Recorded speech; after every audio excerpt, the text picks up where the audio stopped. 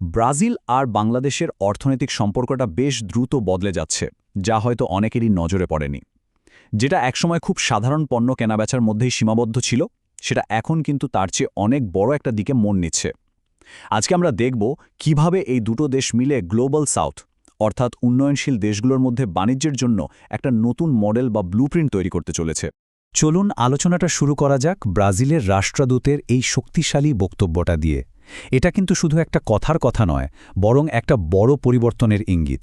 বিশ্বের অন্যতম বড় একটা অর্থনীতি এখন বাংলাদেশকে সম্পূর্ণ নতুন চোখে দেখছে আর তাদের সাথে পার্টনারশিপকে আরও অনেক গভীরে নিয়ে যেতে চাইছে। এই যে ২৬%, এটাই কিন্তু আজকের আলোচনার মূল কারণ। গেল ২০২৪-২৫ অর্থ বছরে ব্রাজিলে বাংলাদেশের রপ্তানি ঠিক এই অবিশ্বাস্য হারেই বেড়েছে।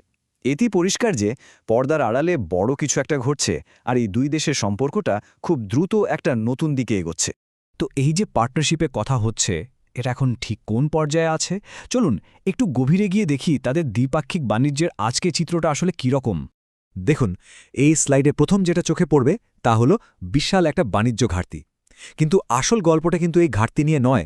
আসল ব্যাপারটা হলো বাংলাদেশের দিক থেকে রপ্তানির এই দ্রুত বৃদ্ধি। আমেরিকার মতো বড় বাজারগুলোতে যখন শুল্কের চাপ বাড়ছে, তখন বাংলাদেশ মরিয়া হয়ে নতুন বাজার খুঁজছে, আর ব্রাজিল ঠিক সেই সুযোগটাই কাজে লাগাচ্ছে। এই যে এত দ্রুত সবকিছু হচ্ছে, এর পেছনেও কিন্তু একটা বড় কারণ আছে। সামনে একটা খুব গুরুত্বপূর্ণ ডেডলাইন আসছে, যা দুটো দেশকেই আরও কৌশলগতভাবে আর দ্রুত কাজ করতে বাধ্য করছে। ২০২৬ সালকে একটা বিরাট টার্নিং পয়েন্ট বলা যেতে পারে, কারণ প্রায় একই সময়ে দুটো বড় ঘটনা ঘটবে, যা এই অর্থনৈতিক সম্পর্কের ভবিষ্যৎ পথটা ঠিক করে দেবে। সোজা কথায়, এই এলডিসি গ্র্যাজুয়েশন জিনিসটা কি? এর মানে হলো বাংলাদেশ এতদিন ধরে যে শুল্কমুক্ত বাণিজ্য সুবিধা পেত, সেটা আর পাবে না। ফলে রপ্তানির বাজারে টিকে থাকতে হলে নতুন করে মুক্ত বাণিজ্য চুক্তি বা এফটিএ করাটা বাংলাদেশের জন্য এখন সর্বোচ্চ অগ্রাধিকারের বিষয় হয়ে দাঁড়িয়েছে। আর ঠিক এখানেই ব্রাজিলের নির্বাচনের গুরুত্বটা বোঝা যায়, কারণ সেখানে দুটো ভিন্ন পথ খোলা আছে। একদিকে বর্তমান সরকার সাউথ সাউথ পার্টনারশিপকে গুরুত্ব দিচ্ছে, যা বাংলাদেশের সাথে বাণিজ্য চুক্তিকে এগিয়ে নেবে।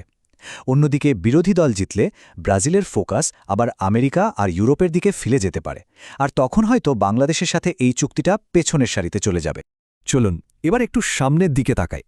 তৈরি পোশাক তো আছেই, কিন্তু এর বাইরে বাংলাদেশের জন্য ব্রাজিলের বাজারে আর কি নতুন দরজা খুলছে? পুরনো খেলার নিয়ম যখন বদলে যাচ্ছে, তখন স্বাভাবিকভাবেই প্রশ্ন আসে, ব্রাজিলে ভবিষ্যতের বাজারটা ঠিক কেমন হতে চলেছে? নতুন সুযোগটা আসলে কোথায়? প্রথম ক্ষেত্রটাই হলো টেকনোলজি, বিশেষ করে ইন্টারনেট অফ থিংস বা আইওটি। এই চার্টটা দেখলেই বোঝা যায় এই বাজারটা কি অসম্ভব হারে বাড়তে চলেছে। ভেবে দেখুন, প্রায় ৫ গুণ। বিশেষ করে ব্রাজিলের বিশাল কৃষি প্রযুক্তি বা এগটেক সেক্টরে এর সম্ভাবনা তো প্রায় অসীম। এর সাথেই কিন্তু জুড়ে আছে এআই আর ডিজিটাল সার্ভিসের দুনিয়া। এর ফলে দক্ষ আইটি সার্ভিস আর ফ্রিল্যান্সারদের জন্য একটা বিরাট চাহিদা তৈরি হচ্ছে। আর ঠিক এই জায়গাতেই কিন্তু বাংলাদেশ বেশ শক্তিশালী একটা অবস্থানে আছে। আর সব শেষে একটা বেশ অবাক করা তথ্যে আসা যাক। এই যে ১২%, এটা কি? এটা হলো ব্রাজিলের জিডিপির সেই অংশ যা তাদের পেনশন সিস্টেম চালাতে খরচ হয়ে যায়। কারণটা হলো দেশের জনসংখ্যা খুব দ্রুত বয়স্ক হয়ে যাচ্ছে, যা অর্থনীতির ওপর একটা বিরাট বোঝা তৈরি করেছে। এই ডেমোগ্রাফিক চাপ থেকেই জন্ম নিচ্ছে সিলভার ইকোনমি বা প্রবীণদের অর্থনীতি। এর মানে হল সাশ্রয়ী জেনেরিক ঔষধ আর চিকিৎসা সরঞ্জামের জন্য একটা বিশাল নতুন বাজার তৈরি হচ্ছে, যেখানে এখনও সেভাবে কেউ নজর দেয়নি। আর এটা কিন্তু বাংলাদেশের রপ্তানির আরেকটা বড় শক্তির জায়গা। তো সুযোগগুলো তো বোঝা গেল। এখন প্রশ্ন হলো, এই সুযোগ কাজে লাগানোর জন্য পরিকাঠামো তৈরিতে বাস্তবে কি পদক্ষেপ নেওয়া হচ্ছে? সবচেয়ে বড় উদ্যোগ হল একটা দ্বিপাক্ষিক বাণিজ্য চুক্তি করার প্রস্তাব। এর মূল লক্ষ্য হল ৩টি প্রধান বাধা দূর করা। প্রথমত, একে অপরের পণ্যের উপর শুল্ক কমানো। দ্বিতীয়ত, ব্যাংকিং প্রক্রিয়া সহজ করা, বিশেষ করে লেটার অফ ক্রেডিট বা এলসি খোলাকে আরও সহজ করা। আর তৃতীয়ত, একটা শক্তিশালী সাপ্লাই চেইন তৈরি করা। আর এই চুক্তিটা সবচেয়ে বেশি দরকারি তুলা আর পোশাক শিল্পের জন্য। ভাবুন একবার, ব্রাজিল হল বাংলাদেশের জন্য তুলা আমদানির সবচেয়ে বড় উৎস, আর বাংলাদেশ বিশ্বের দ্বিতীয় বৃহত্তম তুলা আমদানিকারক। এই চুক্তিটা হলে একটা ক্লোজড লুপ সিস্টেম তৈরি হবে। ব্রাজিলের তুলা আসবে, বাংলাদেশের কারখানায় সেটা পোশাকে পরিণত হবে, আর তারপর সেই পোশাক আবার অন্য দেশে রপ্তানি হবে। এটা দুটো দেশের জন্যই একটা উইন উইন পরিস্থিতি। এখন যদি পুরো ব্যাপারটাকে আরও একটু বড় দৃষ্টিকোণ থেকে দেখি, তাহলে কি দাঁড়ায়? ব্রাজিল আর বাংলাদেশের এই পার্টনারশিপ আসলে বিশ্ব বাণিজ্যে যে একটা বড় পরিবর্তন আসছে সেদিকেই কিন্তু ইঙ্গিত দিচ্ছে। গুরুত্বপূর্ণ বিষয় হল এই সম্পর্কটা এখন আর শুধু কাঁচামাল কেনাবেচার মধ্যে আটকে নেই।